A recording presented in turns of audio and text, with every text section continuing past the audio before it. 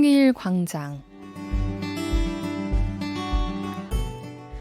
통일광장 오늘 이 시간, 북한에 대한 마음을 함께 나누는 이 시간, 10여 년째 북한 선교에 대해 기도하며 사역하고 계신 김종근 장로님과 함께합니다.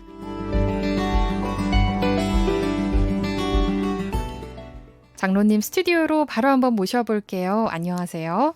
네, 안녕하세요. 반갑습니다. 김종근 장로입니다. 네, 지금 북한, 중국, 러시아 그리고 대한민국에 계신 청취자분들에게 인사 한 말씀 부탁드릴게요.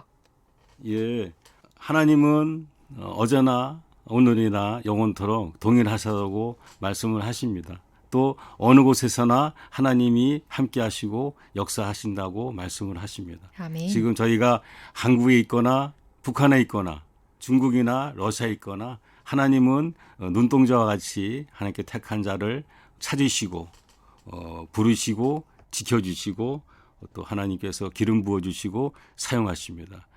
특히 지금 우리 시대가 참으로 쉽지 않은 시대입니다. 많은 유혹과 미혹이 따르는 세월이 악한 시대를 우리가 살고 있습니다. 그런데도 불구하고 저희들에게는 희망이 있는 것이 하나님은 살아계시고 하나님께서 택하신 백성들을 사용하셔서 주의 일을 하게 하십니다. 그 가운데 특별히 북한의 사역에 관심을 갖게 되었고 조금이나마 그 상황을 설명드리는 기회가 이렇게 주어져서 감사하게 생각하고 있습니다. 네, 북한 선교에 대한 그 마음을 함께 나눠주실 이 통일광장 시간 너무 기대되는데요. 지금 어느 교회 출석하고 계시죠? 여도 순복음교회에서 네. 믿음을 시작했고요. 그 생활지를 일산을 옮기면서 일산 순복음교회라고 출석을 하면서 그 교회에서 꾸준하게 잔호까지 받으면서 재직을 했습니다. 그런데 네. 하나님께서 무슨 뜻이 계신지 벼랑간에 2년 전쯤에 지금 섬기는 북한 선교 사역을 하고 있는 하나드림교회로 옮기시게 했어요. 지금도 생각하면 이게 기적 같은 일이에요. 저는 교회에서 다른 교회로 옮긴다는 생각을 네. 한 번도 한 적이 없는 그런 사람이었고 또 우리 담임 목사였던 신성남 목사님이라든지 우리 또 많은 교육장님들이라든지 또 재직들이라든지 참으로 좋은 관계로 이렇게 기쁠 때나 즐거울 때나 서로 협력했었는데 어느 날 네. 하나님이 감동을 주셔서 정말 자유스럽게 이렇게 교회를 옮기는 게 됐고 그와 더불어서 이제 북한 사역을 조금 더 깊이 관여하게 되는 동기가 됐었습니다.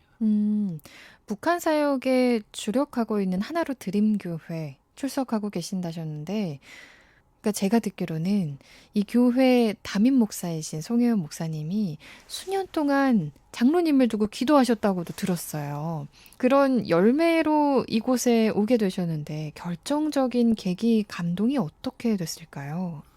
이제 처음 송혜원 목사님을 만나게 된 계기는 전에 우리 예수가족교회의 청년부를 담당했던 박진영 목사님이라고 계십니다. 네. 그분이 이제 개인적인 사유로 학원을 직접 경영하는 관계로 그 사업장을 세우시면서 교회를 이제 못 나오게 돼 있었어요. 그러시면서 우리 박 목사님이 만나신 게 송희원 목사님이고 송 목사님이 하는 사역이 자기가 기도했던 것이랑 방향성이 맞아서 그때부터 같이 협력을 했던 관계였는데 네. 마치 이제 의기가 맞아서 하나로 드림 단체라는 탈북 성도를 돕는 단체를 만드는데 장로님도 함께 참여하십시오라고 해서 10여 년 전에 네. 처음 만났고 흔쾌히 서로 이렇게 해서 단체를 만들었습니다. 그래서 네. 그때부터 이제 시작을 했는데 교회까지 옮길 생각은 아까도 말씀드렸지만 전혀 없었습니다. 네.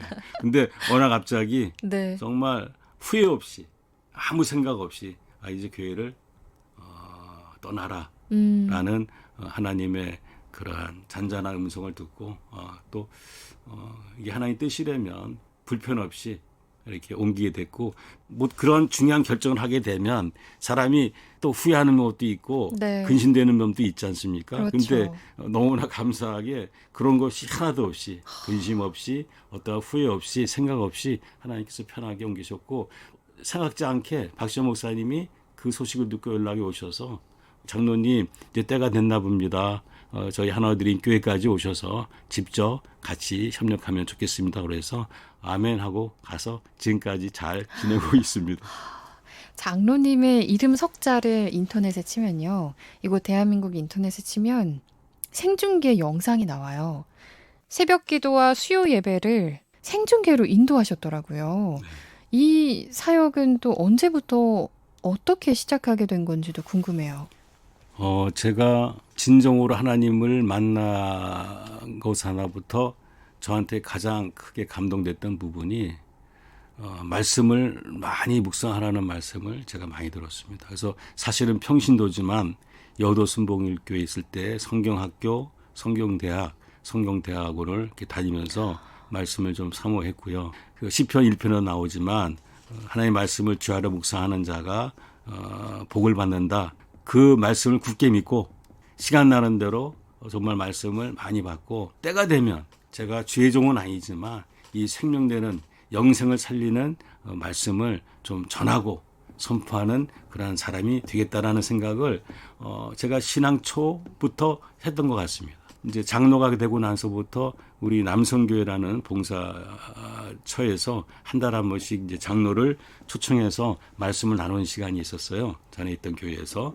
그때부터 그 시간이 저에게는 참 좋은 은혜의 시간이었고 또 말씀을 간단한 말씀이지만 준비할 때 나름 은혜를 굉장히 많이 받았습니다. 네. 근데 그 사모하는 마음을 하나님이 기뻐하셨는지 한오로 뜨임교회를 옮기게 되면서 새벽 재단과 또 수요예배 때 말씀을 전할 수 있는 기회를 우리 또 송영 목사님이 이렇게 주셔서 감사하게 아주 열심히 했던 기억이 있습니다.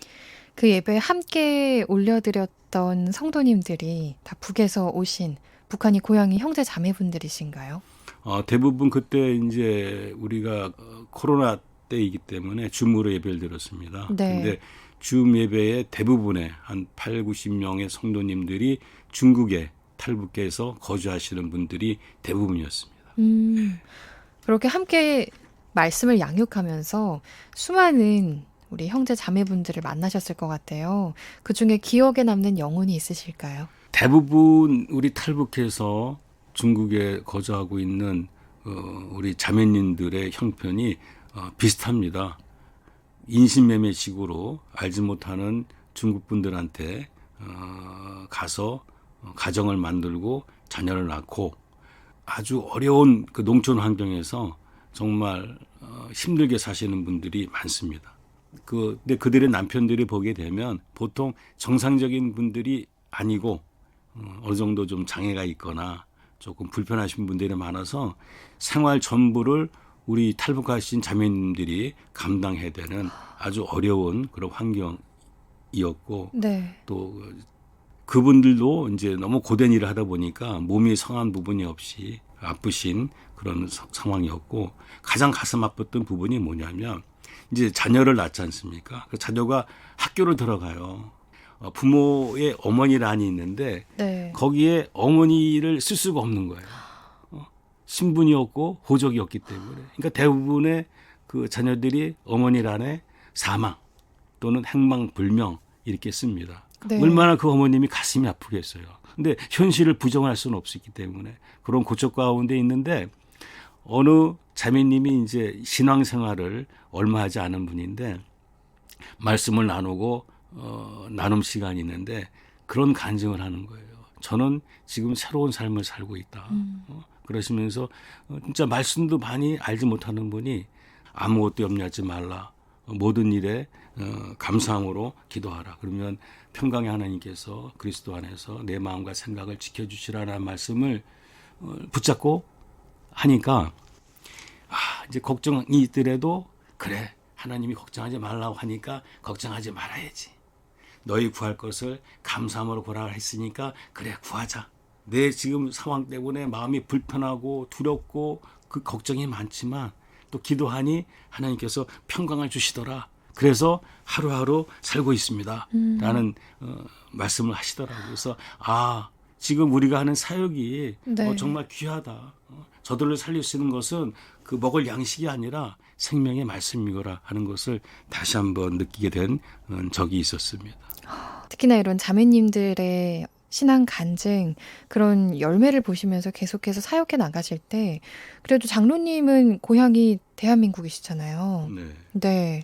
어떤 북한에 연고가 있으신 것도 아닌데, 이런 북한 사역을 계속해서 하게 하는 동기가 어떻게 될지도 궁금해요. 처음으로 교회 주석한 때부터 은혜 받은 때부터 10여 년간 여러 가지로 이제 세상에 묻혀 살다가 처음 새벽기도 나가서 정말로 회개의 눈물을 흘리고 우리가 얘기하는 콧물 눈물을 나도 모르게 흘리면서 회개를 하고 성령을 받았습니다. 그리고 그때 받은 하나님의 말씀이 그 네가 받은 위로를 넌 세상에 나가서 그 위로를 전하라라는 말씀이 있습니다. 알았습니다, 하나님. 그리고 이제 저는 마음속에 이제 묻고 살았는데 어느 날 보니까 내 주변에서 위로받을 사람이 저 북한에 있는 백성들이고 탈북해서 남의 나라에서 고통받고 있는 백성들이더라고요. 그래서 우리가 저분들을 위해서 기도해주고 저분들을 정말로 제대로 인간다운 삶을 살 수 있는 길은 생명의 말씀을 저들한테 전하는 거다. 네. 그래서 북한 사역이 참 중요한 것 같고 특히 탈북민 사역이 중요한 것 같습니다. 왜냐하면 제가 좀 말씀을 덧붙여 말씀을 드리면 얼굴을 비슷하고 말이 똑같아요. 근데 생각이 틀립니다. 남한 사람이나 북한 사람이랑 이렇게 같이 일을 하고 하다 보게 되면 분명히 같은 말을 하는데 서로 생각이 틀립니다. 동상이몽인가? 그런 말도 네. 있지 않습니까? 같은 말을 하지만 생각이 틀린 거예요. 어느 때에 저 북한의 문이 열릴지는 모르겠지만 하나님이 문을 열어주셨을 때에 생명의 복음을 전해야 되는데 갔을 때 우리 남한이랑 북한 사람이랑 직접 만나면 굉장히 어려운 과정이 필요한 것. 하지만 그 중간에 북한에 있다가 넘어오신 탈북민들이 중간에서 그들한테 복음을 전하고 그들의 필요를 채워준다고 치면 보다 쉽게 그들이 이해하고 하나님을 만날 수 있다라는 생각에 확신을 가졌습니다. 그래서 우리가 직접 하는 것보다 지금 나와 있는 탈북민들에게 복음을 전해서 그들에게 구원받고 그들이 하나님의 일꾼으로 세워서 사용하는 것이 아마 하나님께서 예비하신 방법이 아닐까 해서 오히려 그 탈북하신 분들에게 집중해서 일을 좀 하는 것이 맞다라고 생각하고 탈북민 사역을 귀하게 생각하고 있습니다. 고향으로 다시 선교사로 파송하는 그렇죠. 네, 그런 사명을 안고 말씀을 양육하고 계세요. 10여 년째 그렇게 하나님의 말씀을 주여로 묵상하면서 북한 선교에 대한 마음을 키워오며 손수 발로 사역하고 계신 우리 김종근 장로님의 이야기. 오늘은 여기서 마무리를 하고요. 내일 이어서 다시 한번 나눠보도록 하겠습니다. 오늘 함께해 주신 장로님 말씀 고맙습니다. 내일 다시 뵙겠습니다. 네, 감사합니다.